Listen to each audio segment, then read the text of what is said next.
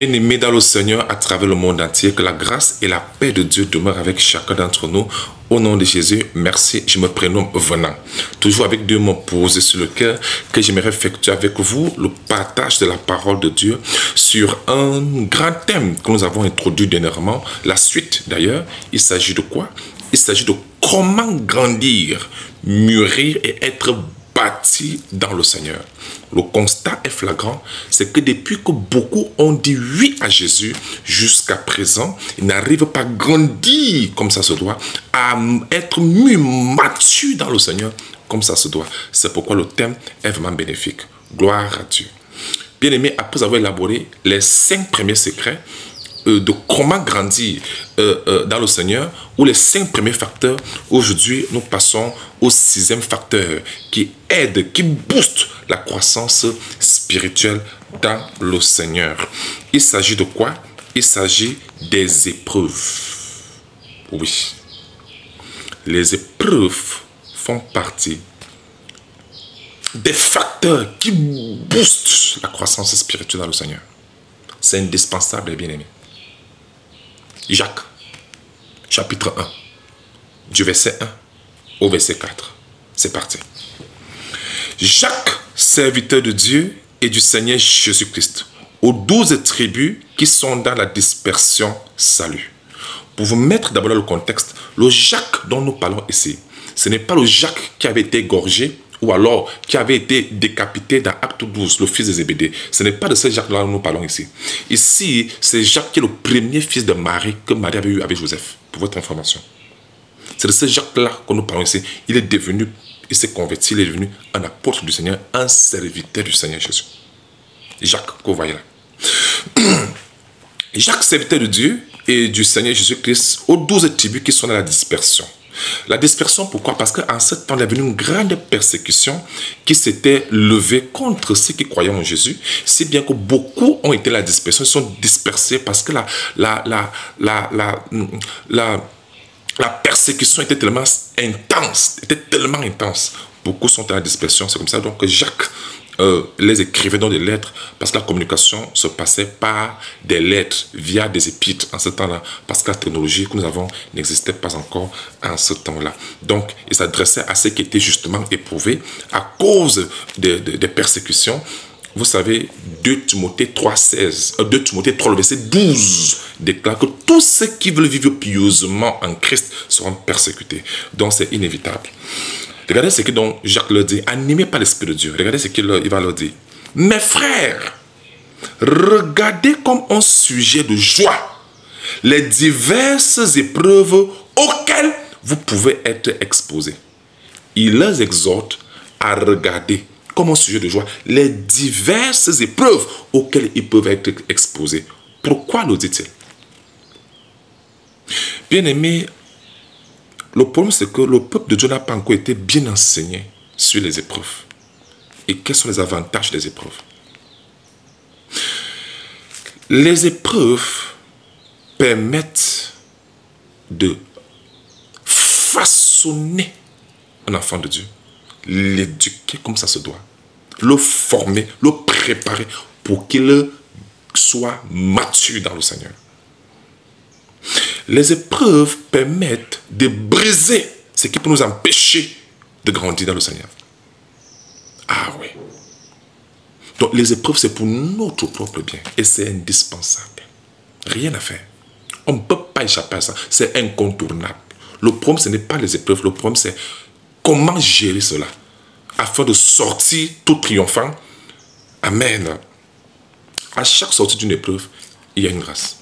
Je vais dire, il y a une récompense. Il y a quelque chose que nous réussissons à acquérir qui n'était pas auparavant. Et tout cela va dans le sens de la maturité. Gloire à Dieu. Donc, pour grandir dans le Seigneur, les épreuves sont indispensables. Jacques le dit. Il dit ici à ceux qui étaient persécutés de regarder comme un sujet de joie les diverses épreuves auxquelles ils peuvent être confrontés. C'était pour leur bien. Les épreuves, c'est pour notre bien. Car toute chose concourt au bien de ceux qui aiment Dieu, de ceux qui sont appelés selon son dessein. Romains 8, le verset 28. Le verset 3. Sachant que l'épreuve de votre foi produit la patience. Le verset 4. Attention au verset 4. Mais il faut, vous avez vu ça? Donc c'est un impératif, on ne peut pas fuir ça. Il le faut. Il dit, mais il faut que la patience accomplisse parfaitement son œuvre afin que vous soyez parfaits et accomplis sans faillir en rien. Donc ces épreuves-là, c'était pour les bâtir dans le Seigneur. Je vous lis Jacques 1, le verset 4, la version Semeur. Vous allez mieux comprendre ça.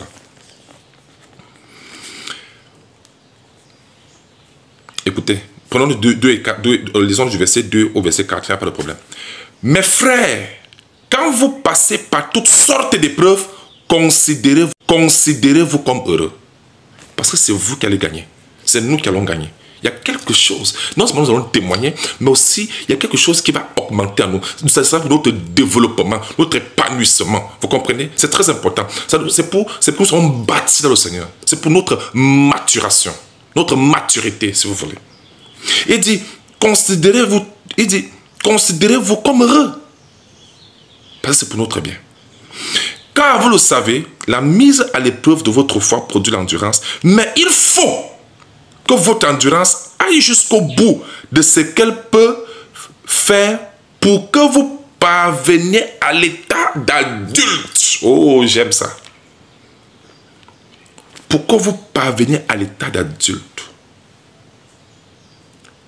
Et soyez plein de force des hommes auxquels il ne manque rien. C'est pour notre vie. Bien aimé, comme je le disais tantôt, les épreuves, c'est pour notre croissance, notre édification, notre perfectionnement. Briser ce qui n'est pas de Dieu. Enlever tout ce qui peut nous empêcher d'être agréable à Dieu. Donc les épreuves, c'est pour notre transformation. Gloire à Dieu. Gloire à Dieu.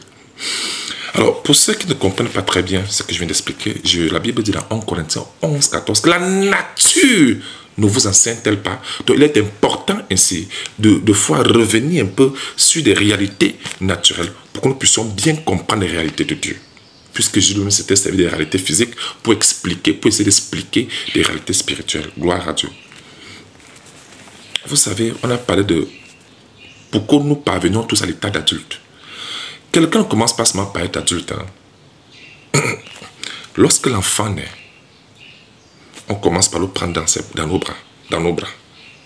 Mais il ne restera pas éternellement dans nos bras. Non. Parce que si vous maintenez l'enfant dans vos bras, il ne va jamais grandir. À un moment donné, il va falloir commencer à un peu lâcher prise. Permettant à l'enfant d'apprendre à s'asseoir. L'enfant, en s'asseyant pour la première fois, il va tomber, peut-être va se faire mal, il va commencer à pleurer. Mais ce n'est pas parce que l'enfant pleure que ça veut dire que tu vas laisser. Il faut continuer à l'éprouver dans ce sens-là. Apprendre à s'asseoir seul. Dès qu'il réussit l'étape là, il va maintenant falloir que tu le tiennes encore par la main et l'aider à se lever, à se tenir debout seul. Et le moment il va tomber, il va pleurer, il va se... Jusque-là, tu vas le consoler, c'est vrai, parce que quand on pleure, il faut bien consoler, n'est-ce pas? Mais après, tu continues le processus, l'épreuve continue. Vous voyez que c'est pour le bien de l'enfant, mais l'enfant ne voit pas ça comme ça. Il va peut-être que tu fais du mal, alors que c'est pour son bien. L'enfant va maintenant apprendre à se tenir debout seul. Et après cela, maintenant, il faut maintenant apprendre l'enfant à marcher. Au début, tu vas l'aider, mais après, tu es obligé de permettre à l'enfant, de lâcher prise, et de permettre à l'enfant de faire des pas tout seul, même s'il tombe plusieurs fois, jusqu'à ce qu'il réussira à marcher de ses propres pieds. Même chose. Au début, on met la nourriture dans la bouche. Après, on laisse l'enfant commencer maintenant. Même s'il fait comme moi, c'est comme ça. Après, on va commencer à l'accompagner à l'école. Après, il va aller à l'école seul. Après, on va commencer à l'enseigner. Nous-mêmes, on commence à lui dire, à un moment donné, il va commencer à étudier ses propres leçons. Tout cela, c'est comme ça que ça se passe, les bien-aimés. C'est comme ça que ça se passe. Le problème avec certains parents, c'est qu'ils ne veulent pas lâcher prise. Non, il faut apprendre à lâcher prise. Permettre aux enfants de pouvoir se développer eux-mêmes. C'est une épreuve pour eux, mais c'est pour leur bien. C'est pour qu'ils puissent se déployer le potentiel. Et c'est pour leur bien. C'est pourquoi aujourd'hui, beaucoup n'arrivent pas à grandir parce qu'ils sont tellement restés au pied des parents, si bien qu'ils sont devenus des népius. Comment ça s'appelle les népius? Je vous avais expliqué à faire népius là, non? Les népius sont ceux qui ont grandi en âge, mais n'ont pas grandi dans la responsabilité, dans la maturité, dans la sagesse. Ils sont restés aussi bébés. Voyez-vous, même dans leur raisonnement, il n'y a pas la pertinence. Il n'y a pas la maturité dans leur raisonnement. Pas les népios. Mais bien aimé dans le Seigneur, on ne séquestre personne. On n'esclavagise personne. Vous comprenez? Au contraire, on aide les gens à se développer, à mûrir, à grandir. Pas de manière à ce n'est pas une emprise. Attention à l'emprise. L'emprise veut dire que je te tiens seulement comme ça. Tu veux même te déployer. Je dis non, cale là, je reste à mes pieds. Reste à mes pieds. Non. Non, les bien-aimés. Chacun a droit à se développer, à être mature dans le Seigneur, pour pouvoir tendre la main aux autres. Hors de question de rester toujours à tes pieds à jamais. Non, non, ça ne se passe pas comme ça. À un moment donné, il faut lâcher. Et puis quand la personne tombe, tu reviens consoler, et après tu recommences. C'est ça l'épreuve. Ces épreuves-là permettent de rendre la personne mature, dépendante. Gloire à Dieu. Gloire à Dieu. Et non mendiant spirituel, esclave spirituel. Non. Ou bien esclave des hommes. Mais bien aimé, même dans cette même lancée, le même professeur, même étant à l'école, même le même professeur qui t'enseignait, qui t'expliquait tout, lors de l'épreuve, il va falloir qu'il te mette à l'épreuve. L'épreuve, ce n'est pas pour que les gens aient peur, non. C'est pour développer le ciel. Gloire à Dieu. C'est pour vous bâtir. Même le professeur est silencieux lors de l'épreuve. Même ça nous dépasse. Même si on échoue, on reprend, on avance jusqu'à ce que nous grandissons. C'est comme ça. Là, il n'y a pas de réussite sans passer par des épreuves. Ces épreuves-là, c'est pour notre bien. Prenons encore notre exemple. L'aigle, maman aigle, la mère de l'aigle, accouche son enfant, ça dit, il met bas son enfant, il pond son enfant, si vous voulez, il pond son enfant. Et puis, l'enfant, c'est que maman est là, oui, maman est là. Il est là sur place, il ne se gêne même pas. Et puis, maman commence à nourrir normalement. À un moment donné, la maman va devoir prendre une décision de commencer à prendre l'enfant, son bébé aigle là. Il va devoir jeter cet aigle là du nid. Mais à ce niveau, le bébé aigle va penser que, hey, maman me jette pour que j'aille mourir. Non, c'est pas pour aller mourir. C'est parce que il veut t'aider à te déployer. Mais bien aimé, ne contrôlez pas trop les gens à ce niveau-là. C'est pas bon. À un moment, ça devient de l'emprise. Ce n'est pas bon. Même Dieu ne fonctionne pas comme ça. Dieu nous a donné le libre choix pour nous aider. Il nous aide à nous déployer. Voyez-vous, à nous donner une certaine liberté personnelle pour nous permettre de nous développer. Il n'y a pas eu cette... Dieu n'est pas, je ne sais pas comment on peut appeler ça. C'est pas de l'esclavage. Vous comprenez, comme vous le prenez au sens du monde, non. On reste soumis à Dieu. Mais Dieu sait comment il nous bâtit. Et c'est comme ça donc que la mère aigle va devoir prendre son bébé aigle et jeter le bébé aigle. Pas pour que le bébé aigle pas te mourir. Non, c'est pour que le bébé aigle pas te déployer ses ailes et se mettre à s'envoler comme les aigles. Tous les oiseaux que vous voyez là sont passés par ce processus-là. Au début, pensait que maman lui faisait du mal, le papa lui faisait du mal, le papa lui faisait du mal. Alors c'était pour son bien, c'est pour se développer. Parents apprenant à lâcher prise. Et donc, soutenons, aidons la personne à se tenir debout et non plus avoir l'emprise. Non! Est-ce que c'est très clair pour tout le monde? Merci. Alors, vous savez donc que c'est comme ça. Donc, ces différentes épreuves-là, c'est pour permettre à la personne de se développer. C'est comme ça que ça se passe, mes bien-aimés. Donc, c'est comme ça aussi que Dieu fonctionne avec nous. Et il nous bâtit. Toi qui as dit oui à Jésus, sache que Dieu va devoir te bâtir. Et Dieu va devoir te construire, te développer. Et ça va avec des épreuves. Des épreuves, ce n'est pas pour nous faire du mal, non. C'est pour nous développer, nous bâtir. Gloire à Dieu. De toi à moi, tout ce que nous sommes devenus aujourd'hui, c'était une jonction. C'était une série de différentes épreuves pour que nous devenions aujourd'hui des personnes. Même dans la manière de s'exprimer, on a eu à corriger beaucoup de choses. Ces différentes épreuves-là, beaucoup de choses, jusqu'à ce qu'on arrive là où nous sommes aujourd'hui. C'est pour nous faire clairement comprendre, bien aimés, que les épreuves de Dieu dans le Seigneur, ce n'est pas pour nous faire du mal. Au contraire, c'est pour notre construction. Gloire à Dieu, c'est pour notre bien. Donc, eh bien, mes frères et sœurs dans le Seigneur, regardez les épreuves auxquelles nous pouvons être soumis. Alors, maintenant, j'ai 2 versets à vous donner pour vous permettre de tout comprendre et conclure.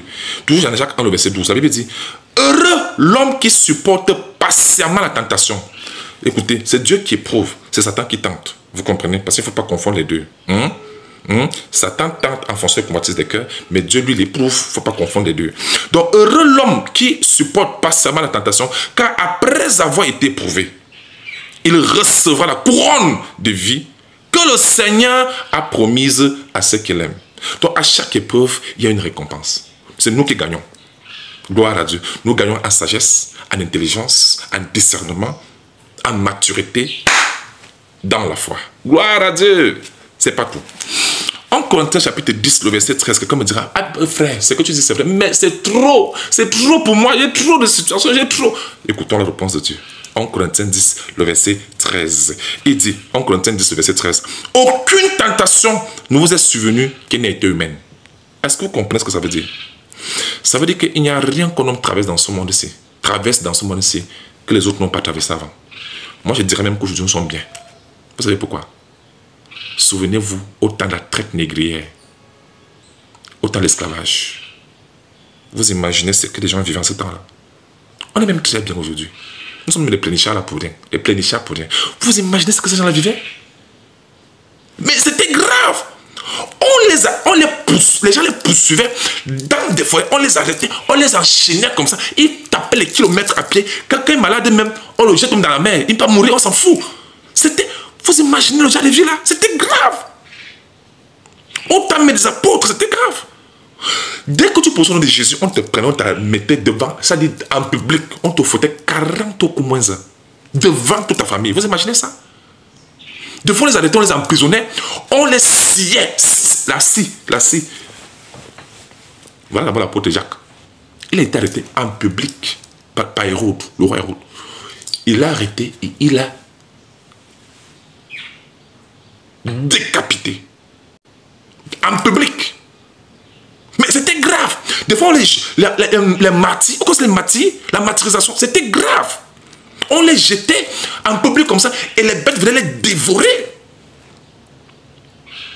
De la persécution de taille.